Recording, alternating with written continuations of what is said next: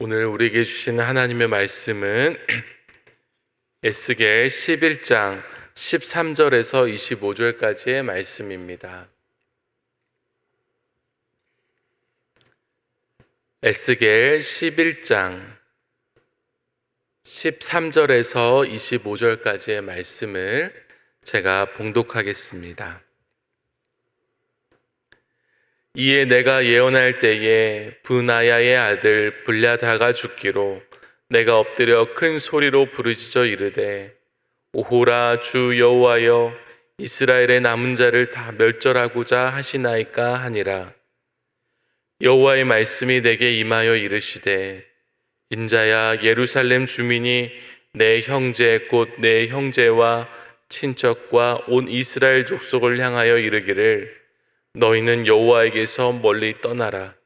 이 땅은 우리에게 주어 기업이 되게 하신 것이라 하였나니 그런즉 너는 말하기를 주 여호와의 말씀에 내가 비록 그들을 멀리 이방인 가운데로 쫓아내어 여러 나라에 흩었으나 그들이 도달한 나라들에서 내가 잠깐 그들에게 성소가 되리라 하셨다 하고 너는 또 말하기를 주 여호와의 말씀에 내가 너희를 만민 가운데에서 모으며 너희를 흩은 여러 나라 가운데에서 모아내고 이스라엘 땅을 너희에게 주리라 하셨다 하라.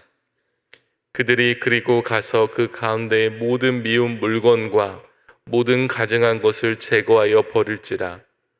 내가 그들에게 한 마음을 주고 그 속에 새 영을 주며 그 몸에서 돌 같은 마음을 제거하고 살처럼 부드러운 마음을 주어 내 율례를 따르며 내 규례를 지켜 행하게 하리니 그들은 내 백성이 되고 나는 그들의 하나님이 되리라. 그러나 미운 것과 가증한 것을 마음으로 따르는 자는 내가 그 행위대로 그 머리에 갚으리라. 나 주 여호와의 말이니라. 그때의 그룹들이 날개를 드는데 바퀴도 그 곁에 있고 이스라엘 하나님의 영광도 그 위에 덮였더니 여호와의 영광이 성읍 가운데에서부터 올라가 성읍 동쪽 산에 머무르고 주의 영이 나를 들어 하나님의 영의 환상 중에 데리고 갈대아에 있는 사로잡힌 자 중에 이르시더니 내가 본 환상이 나를 떠나 올라간지라. 내가 사로잡힌 자에게 여호와께서 내게 보이신 모든 일을 말하니라. 아멘. 네, 오늘 이 새벽에 이 예배당에 나와 주님 앞에 나가신 여러분들을 사랑하고 축복합니다. 에스겔은 유다 왕 여호야긴과 함께 바벨론으로 끌려온 제사장이었습니다. 바벨론 땅에 있는 그발강에서 하나님의 영광이 그에게 임하는 신비한 체험을 한 후에 예언을 하게 되었습니다. 하나님이요 에스겔에게 환상 중에 예루살렘의 우상 숭배와 온갖 악한 일들을 목도하게 하셨습니다. 에스겔은요 바벨론에 있는 겁니다.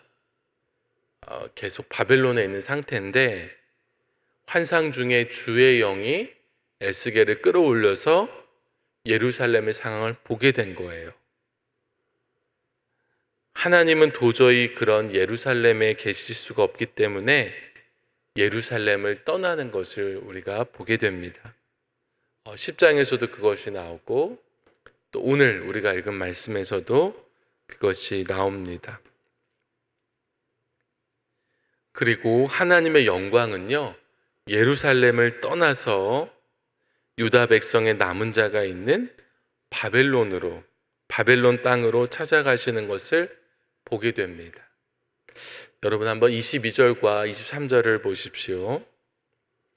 그때의 그룹들이 날개를 드는데 바퀴도 그 곁에 있고 이스라엘 하나님의 영광도 그 위에 덮였더니 여호와의 영광이 성읍 가운데에서부터 올라가 성읍 동쪽 산에 머무르고. 에스겔은 그룹들이 어떻게 움직이는지를 보고 있는데요. 그룹들은 이스라엘 하나님의 영광과 함께 움직일 준비를 하고 있습니다. 성전 안뜰의 동문에 있던 여호와의 영광이 그룹들과 함께 성전을 빠져나가고 예루살렘 가운데를 지나 성읍 밖으로 나가서 동쪽 산 감람산에까지 이릅니다. 이것은 하나님의 영광이 바벨론 땅에 포로로 끌려와 있는 유다 자손들에게로 오셨다는 것을 의미합니다. 여러분, 하나님의 영광은 어디 머무르실까? 이 문제에 대해서 에스겔을 비롯한 이스라엘 백성은요, 특정한 장소가 중요하다고 생각했습니다. 성전이 있는 예루살렘. 이처럼 하나님의 임재는 장소가 중요하다고 생각했어요. 그러다 보니 에스겔은 이스라엘의 명맥을 이어갈 남은 자는 당연히 예루살렘에 남겨진 자들이라고 생각했습니다. 그러니까 바벨론이 와서 예루살렘을 완전히 무너뜨리고 많은 이스라엘 백성들이, 유다 자손들이 죽죠. 또 많이 포로로 끌려갔습니다. 그러나 예루살렘에 조금 주민들이 남아 있었어요. 이제 그들이 이스라엘의 명맥을 유지할 거라고 생각을 했습니다. 13절을 여러분 한번 보십시오. 이에 내가 예언할 때에 브나야의 아들 블야다가 죽기로 내가 엎드려 큰 소리로 부르짖어 이르되 오라 주 여호와여 이스라엘의 남은 자를 다 멸절하고자 하시나이까 하니라. 브나야의 아들 블야다는 예루살렘에 남은 고관이었어요. 어제 본문에서 에스겔은 예루살렘에 가증한 죄악을 보았고 하나님의 심판을 예언했습니다. 그 예언하는 중에 블야다가 죽는 것을 본 거예요. 하나님의 심판이 실제로 이루어지는 것을 본 것인데, 그때 에스겔의 반응이 뭐였냐면은 오라 주 여호와여 이스라엘의 남은 자를 다 멸절하고자 하시나이까. 이게 무슨 얘기냐면, 어쨌든 예루살렘에 남아있는 예루살렘 주민이 이스라엘을 이어갈 남은 자들인데 다 멸절하고자 하십니까? 정말 다 심판해서 없애버릴 작정이십니까? 이런 겁니다. 그러니까 에스겔은 여전히 예루살렘에 희망이 있다고 본 겁니다. 그런데 하나님께서 에스겔에게 말씀하시는 거예요. 14절과 15절을 보십시오. 여호와의 말씀이 내게 임하여 이르시되 인자야 예루살렘 주민이 내 형제 곧 내 형제와 친척과 온 이스라엘 족속을 향하여 이르기를 너희는 여호와에게서 멀리 떠나라. 이 땅은 우리에게 주어 기업이 되게 하신 것이라 하였나니. 그 예루살렘 주민은요, 에스겔과 형제, 온 이스라엘 족속을 향해 이렇게 말하는 거예요. 너희는 여호와에게서 멀리 떠나라. 이게 무슨 말인가? 그 다음을 보면 명확해지는데 이 땅은 우리에게 주어 기업이 되게 하신 것이라. 이제 포로로 끌려간 자들은 이방 땅에서 다 죽을 것이고 이제 이 땅은 우리 거다. 그리고 한 형제, 한 골육, 한 민족임에도 불구하고 너희들은 이제 여호와에게서 멀리 떠나라. 이 신앙에 있어서도 우리가 모든 유산을 받을 거고 너희는 그냥 거기서 끝이야. 그런 무례하고 교만한 태도를 하나님이 말씀하시는 거예요. 모두가 그렇게 생각을 했어요. 예루살렘에 남아있는 자들도 포로로 끌려간 자들도 포로로 끌려간 자들은 끝이라고 생각했어요. 이방 땅에서 죽고 하나님께서 모든 이스라엘을 멸하지 않고 조금을 남겨두어 이제 그 이스라엘을 이뤄 가신다면 예루살렘의 주민들이 그럴 것이다라고 생각을 했는데 하나님의 뜻은 달랐습니다. 그래서 에스겔을 불러서 환상도 보여주시고 말씀하고 계신 겁니다. 16절을 보십시오. 그런즉 너는 말하기를 주 여호와의 말씀에 내가 비록 그들을 멀리 이방인 가운데로 쫓아내어 여러 나라에 흩었으나, 이제 놀라운 말씀을 하십니다. 그들이 도달한 나라들에서 내가 잠깐 그들에게 성소가 되리라 하셨다 하고. 여러분, 먼저 제일 필요한 것은 뭐냐면요, 하나님의 임재입니다. 근데 예루살렘만이 성소라고 생각했는데 내가 잠깐 그들에게 성소가 되리라. 그 이방 땅 여기저기 흩어진 곳곳에 하나님이 그들에게 친히 성소가 되어주시겠다는 것. 그곳에 하나님이 임재하신다는 거예요. 그곳에서 역사하신다는 거예요. 하나님은 장소에 묶여있는 분이 아니구나. 에스겔이 그발강에서 하나님의 영광이 임하는 것을 경험한 것처럼 꼭 성전이 아니더라도 하나님의 백성들이 있는 곳, 흩어진 곳곳에서 하나님이 임재하신다. 그들과 함께 하신다는 말씀입니다. 17절을 보십시오. 너는 또 말하기를 주 여호와의 말씀에 내가 너희를 만민 가운데서 모으며 너희를 흩은 여러 나라 가운데서 모아내고 이스라엘 땅을 너희에게 주리라 하셨다 하라. 두 번째로 주시는 놀라운 말씀은요, 흩어진 포로들을 모아내신다는 거예요. 모일 수 있을까? 모아내시고 이스라엘 땅을 그들에게 주겠다는 것입니다. 예루살렘 주민은 자신들에게 기업이 있다고 생각했지만 하나님은 그들에게 주지 않으실 거예요. 흩어진 포로들이 모아 다시 돌아올 때 그들에게 주실 겁니다. 그런데 그냥 돌아오게 하시는 게 아니에요. 하나님이 그들 안에서 놀라운 일, 중요한 일을 행하십니다. 그것이 18절에서 20절에 나오는 겁니다. 그들이 그리고 가서 그 가운데의 모든 미운 물건과 모든 가증한 것을 제거하여 버리지. 모든 미운 가증한 것, 우상을 말합니다. 그거 하나님 다 제거할 겁니다. 19절, 내가 그들에게 한 마음을 주고 그 속에 새 영을 주며 그 속에서 돌 같은 마음을 제거하고 살처럼 부드러운 마음을 주. 마음밭을 기경하시는 거예요.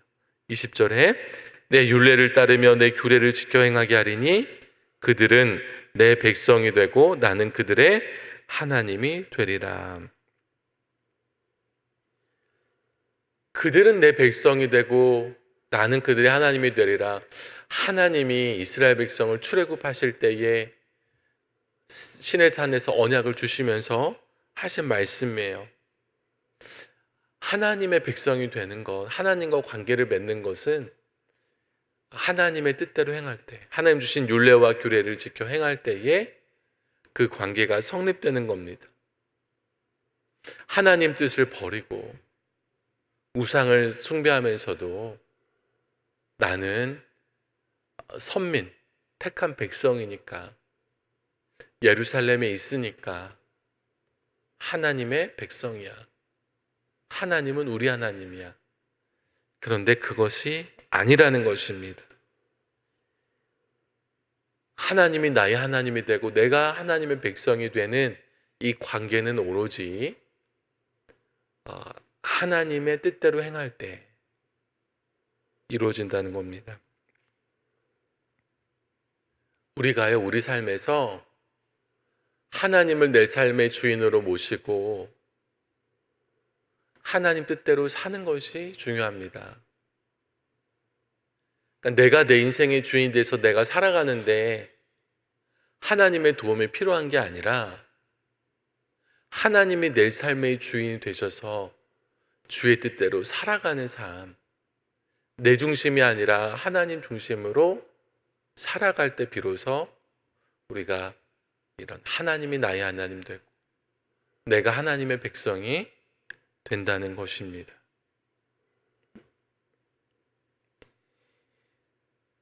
물론 포로로 끌려간 자들이라고 다 이렇게 되는 것은 아니에요. 21절에 뭐라고 나오냐면 미운 것과 가증한 것을 마음으로 따르는 자는, 그러니까 우상을 숭배하는 자는 하나님께서 그 행위대로 그 머리에 갚아 주실 것이라고 말씀하십니다. 여러분, 오늘 말씀을 정리하겠습니다. 포로로 끌려온 자들은 이젠 다 끝이라고 생각했어요. 집도 재산도 다 잃어버리고 낯선 이방 땅에 죽음밖에는 남아있지 않다고 생각했습니다. 그런데 주의 영에 이끌려 예루살렘을 본, 하나님이 보여주신 것들을 본 에스겔은 이제 새로운 소식을 바벨론 포로들에게 전하게 되었습니다. 그것이 오늘 우리가 본 마지막 구절에 나와 있습니다. 하나님은요, 모든 것을 다 잃어버린 그 이방 땅이 절망의 땅이 아니라고 하십니다. 오히려 하나님의 영광이 떠난 예루살렘이 절망의 땅임을 보여주세요.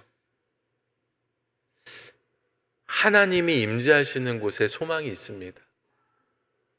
아무리 예루살렘이라도 하나님의 영광이 떠나면 절망의 땅이 되고, 이방 땅이라도 하나님이 그곳을 성소가 되게 하시면 그곳에 희망이 피어오르게 됩니다. 하나님은 놀라운 일을 행하세요. 우상을 제하시고요, 성령으로 마음밭을 기경하여 주의 율례와 규례를 따르게 하십니다. 진정으로 하나님의 백성이 되게 하십니다. 주께서 사랑하시는 성도 여러분, 오늘 말씀을 우리가 볼 때에 외적인 조건이 중요하지 않음을 알 수 있습니다. 예루살렘 주민처럼 조금 나은 상황이라고 해도 이렇게 무례하고 교만하다면, 또 하나님의 심판이 대상이 된다면 결코 좋은 것이 아닙니다. 중요한 것은 우상 버리고 하나님을 주인으로 모시고 사는 겁니다. 하나님을 믿어도 잘 살기 위해 하나님 믿는 거라면 하나님보다 잘 사는 것이 우선인 거예요. 그럼 우상 숭배입니다. 그런데 우리가 왜 이렇게 잘 살길 바랄까요? 결국에 생존을 위해 그런 겁니다. 우리는 생존을 위해 살아가느냐, 하나님 백성으로 믿음으로 살아가느냐 하는 기로에 서 있습니다. 대부분의 사람들은 끝까지 살아남는 것이 인생의 최우선의 목표입니다.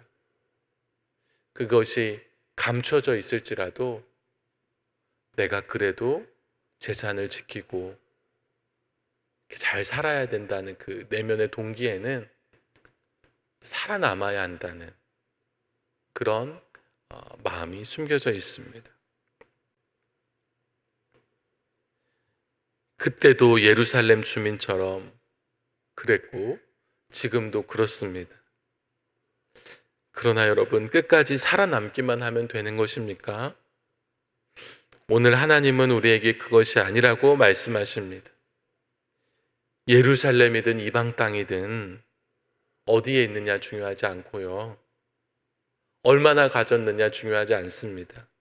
본질적으로 하나님의 영광, 하나님의 임재 가운데 사는 것이 중요합니다.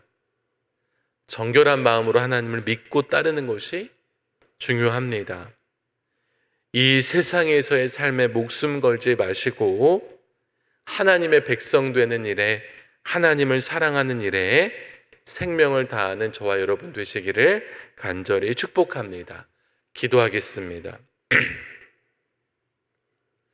하나님 감사합니다. 오늘 에스겔을 통하여서 귀한 말씀을 주시고 또 하나님의 뜻을 깨달아 알게 하시니 감사를 드립니다. 하나님, 우리는 예루살렘 주민처럼 포로로 끌려가지 않고 우리에게 살 집과 재산이 있으면 우리가 남은 자라고 생각을 합니다. 그러나 전능하신 하나님은 포로로 끌려간 자들에게 그들이 남은 자라며 하나님께서 그들에게 행하실 놀라운 일을 보여주셨습니다. 하나님, 우리에게 영적인 눈을, 믿음의 눈을 허락하여 주셔서 외적인 것이 전부가 아님을 보게 하여 주시옵소서. 우리가 끝까지 살아남는 생존만을 최우선의 가치로 여기는 것이 아니라 하나님이 내 하나님이 되고 나는 하나님의 백성이 되는 것이 가장 소중한 것임을 늘 깨달아 알고 그렇게 살아가게 하여 주옵소서.